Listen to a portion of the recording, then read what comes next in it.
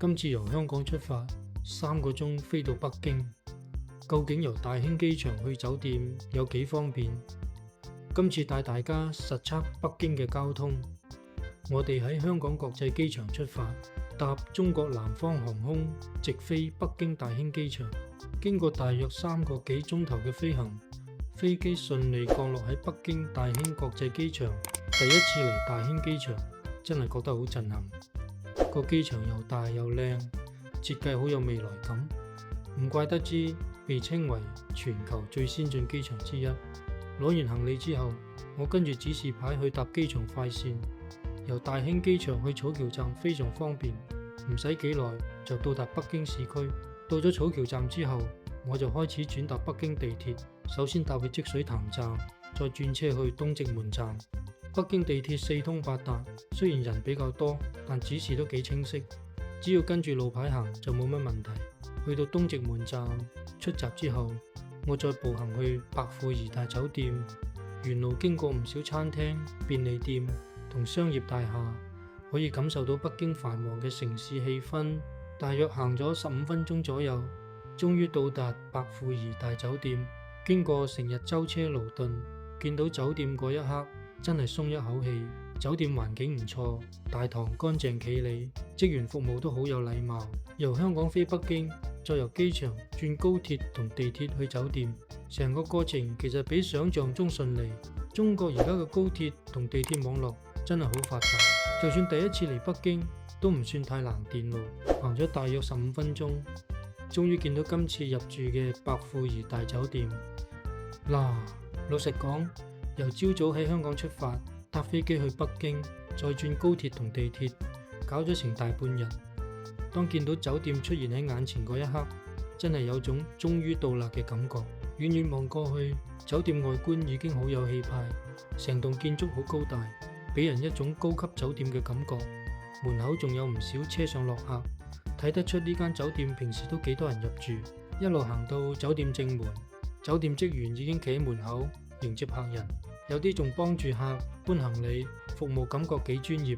未入酒店之前，第一印象已經幾好。一入到大堂，我即刻忍唔住講咗句：哇，真係幾靚喎！個大堂好大，樓體非常高，一入去完全冇壓迫感。頭頂上面掛住幾盞超大型水晶吊燈，燈光照落嚟金光閃閃，好有氣勢。周圍嘅裝修設計帶住濃厚中式風格，有少少似古代皇宮咁。特別係金色同深木色嘅配搭，令人聯想到唐朝皇室嘅感覺。大堂入面好多位置都擺放咗藝術擺設同裝飾品，有啲仲好有中國特色。無論係牆身、天花板定係地板，都睇得出酒店喺設計方面落咗唔少心機。就算唔係住客，淨係入嚟參觀下個大堂都覺得幾值得。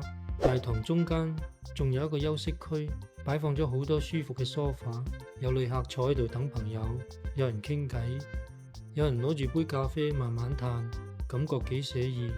最吸引我嘅係大堂旁邊有一間餐廳，透過玻璃窗可以見到入面環境好靚，裝修幾高級，座位亦好寬敞。如果玩到攰或者唔想出去拒食，落樓食個飯都非常方便。除此之外，大堂附近仲有幾間商店，有賣飲品、小食、日用品嘅便利店，亦有售賣北京特色紀念品嘅商鋪。如果想買手信返加拿大送俾朋友同家人，都可以喺度慢慢揀。睇完成個大堂之後，我對呢間酒店嘅印象真係幾好。仲未上到房，已經覺得今次住宿應該唔會失望。經過成日嘅舟車勞頓，而家終於可以辦理入住，放低行李，好好休息一下。北京之旅正式開始啦！每個房間都有自己嘅露台，可以望出去睇風景。日頭同夜晚感覺都唔一樣。套房仲有開放式廚房，想煮個早餐、宵夜，或者一家人坐埋一齊傾下偈都好方便。客廳夠大，房間夠舒服，設備又齊全，真係有種返到屋企嘅感覺。北京除咗有豐富嘅歷史文化同現代化城市景觀之外，如果再住到一間舒服嘅酒店，真係會令成個旅程更加完美。今次北京之旅，呢間酒店絕對幫我加咗唔少分。如果要我俾個評價，呢間酒店我真係可以俾佢一個讚。空間夠大，環境舒服，住得好，先有精神繼續玩得好。今次旅程正式開始，接落嚟我會同大家一齊探索北京，睇下呢座充滿歷史同現代化嘅城市到底有幾多值得發掘嘅地方。感謝大家收看，希望能得到大家的關注同點讚，多謝。